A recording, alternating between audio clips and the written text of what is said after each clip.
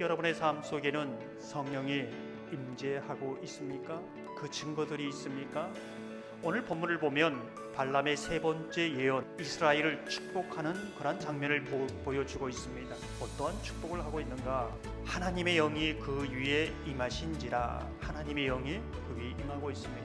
하나님의 성령이 그 위에 임했을 때에 어떠한 변화가 일어나는가? 발람은 하나님의 영이 임하기 전에 눈을 감았던 자, 눈이 감겨진 자로 그렇게 고백하고 있습니다. 우리에게는 두 개의 눈을 가지고 있습니다.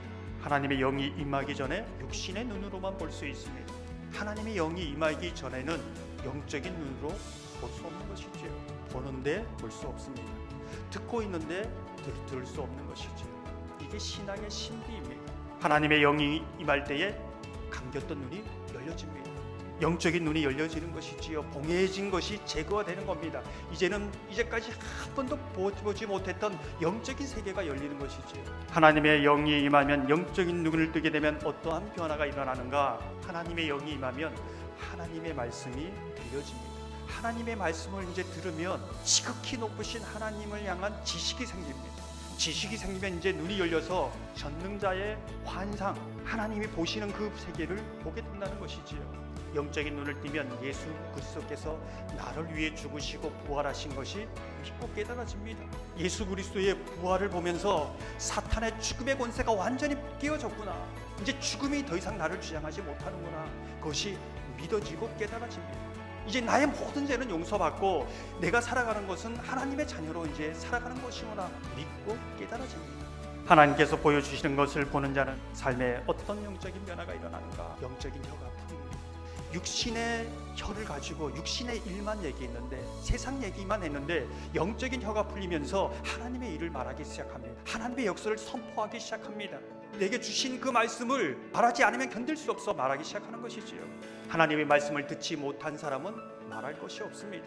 저와 여러분 가운데 하나님의 영이 임하셔서 영적인 눈과 귀가 열리기를 소망합니다. 입이 열리기를 소망합니다.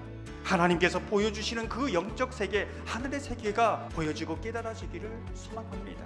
특별히 우리의 영적인 입이 열려서 생명의 말, 비전의 말, 하나님의 역사를 이루실 그 말들이 저와 여러분의 입술을 통하여 선포되어지기를 주님의 이름으로 축원합니다. 오늘 본문을 계속해서 보면 하나님의 영이 임할 때 눈이 열려졌을 때 어떠한 일들이 일어나는가?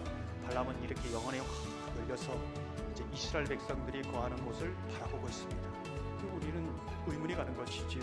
지금 발람이 보는 것은 무엇입니까? 광야에 천막을 치고 노숙하고 있는 이스라엘 백성들을 보고 있습니다. 인간적으로 보면 뭐 그리 아름답습니까? 쉬 더위 피할 집도 없습니다. 광야는 죽음의 땅이요 절망의 땅이요 원망과 불평밖에 없는 땅입니다.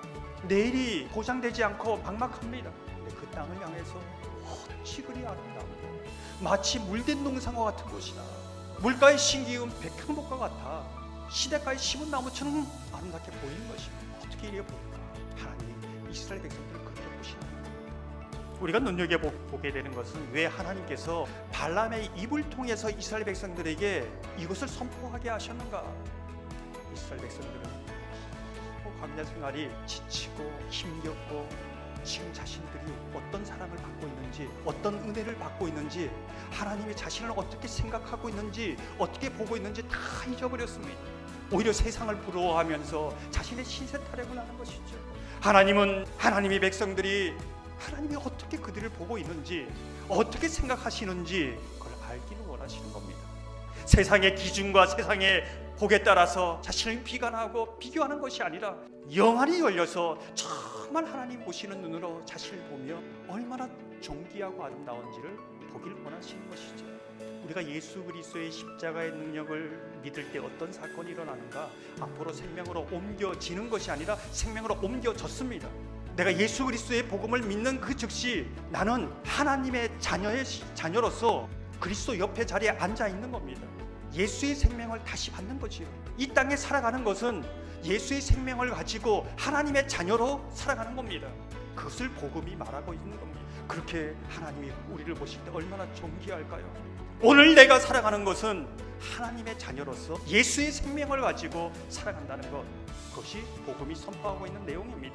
우리의 본문을 보면 하나님의 영이 임하여 눈을 떴을 때 수백 명, 수천 명 위에 이루실 이 장차 오실 예수 그리스도를 바라보는 시야가 생깁니다.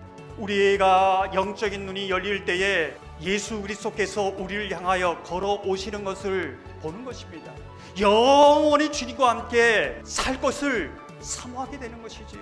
그것은 성령께서 우리에게 주시는 은혜입니다.